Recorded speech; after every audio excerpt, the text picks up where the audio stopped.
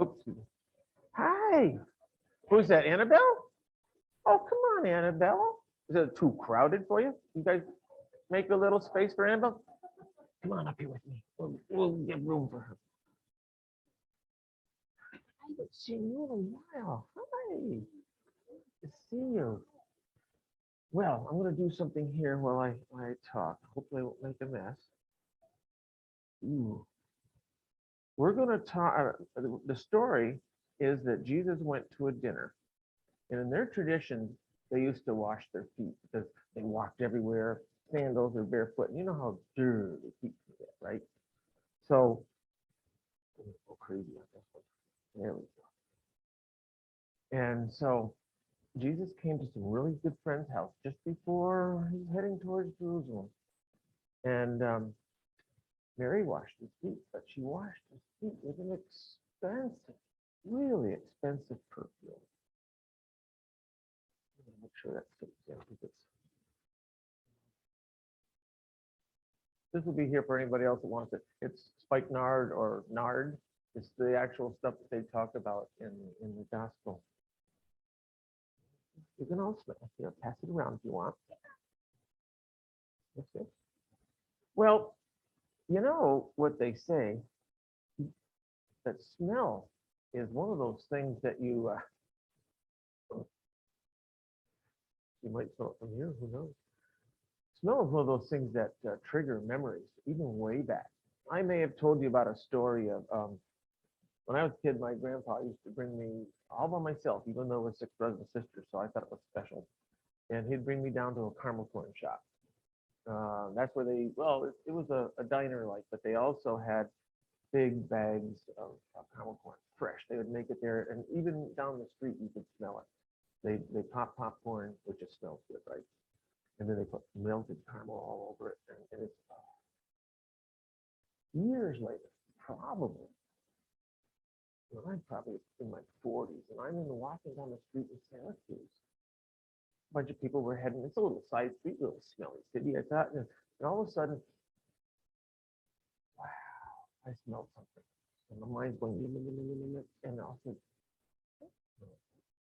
corn reminds me of Grandpa. I didn't think of the name right away, but I think that thought of Grandpa, somebody I loved, and the smell of something I liked, and they were looking at me and saying, "You're crazy." Well, when we got up to the street corner, just about to turn the corner, there was an old-fashioned caramel corn shop still there. I'm going, yeah. Now, in this story, Mary's washing his feet. Instead of just water, she's using something that she saved up, very expensive perfume. And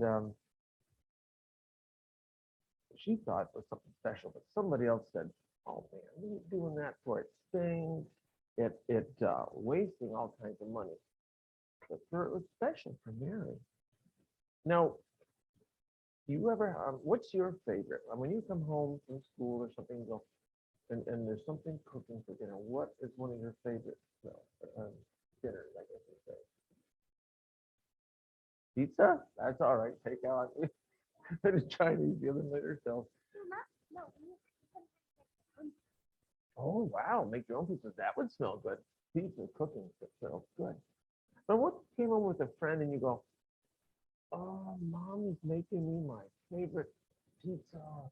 Or in our house, it was a unstuffed cabbage, and cabbage it's kind of like the stuffed cabbage, only it's and cabbage has its own little smell, but you can smell all the other stuff that's mixed in with it. And I go, "Oh, it's so good." And somebody would say, "Oh, that's terrible." Oh, but you know that your mom loves you and that you love this, and she said, "What can I do to make what the kids love? So I'll make this big thing." And that's what Mary was doing. Judas was one of the grumpier disciples, and he said, "There, oh, you're wasting it. This isn't good and stuff." But you know what? This is how Mary showed her love for Jesus. Did what she could, and she washed his feet, which is a very humble position. Servants do that, and she was extravagant. Big words and being very generous. And that's the kind of thing that Judas didn't understand, because he probably didn't love You saw how much everything costs. This is only a little quarter-ounce bottle. I can't imagine a whole pound of spikenard. This room would probably be smelling like the perfume department of a department store. So we got to remember that when we really love somebody, we love extravagantly, we give extravagantly, we serve extravagantly. And that can be our brothers and our sisters, our parents, or maybe somebody at school that doesn't seem to have as much as anybody else. And when you share something special in your lunch, let's say your mother made you a very special sandwich and you could gobble the whole thing up in half a second, but you see a friend that doesn't have anything. That's worth a lot to you. But when you take half that sandwich and give it to a friend, that's what we're talking about here. That's extravagant friendship and love and sharing. And that's what Jesus tries to get us to do every day, not just on Sunday, but being loving and extravagant every day of life. You gotta waste it, right?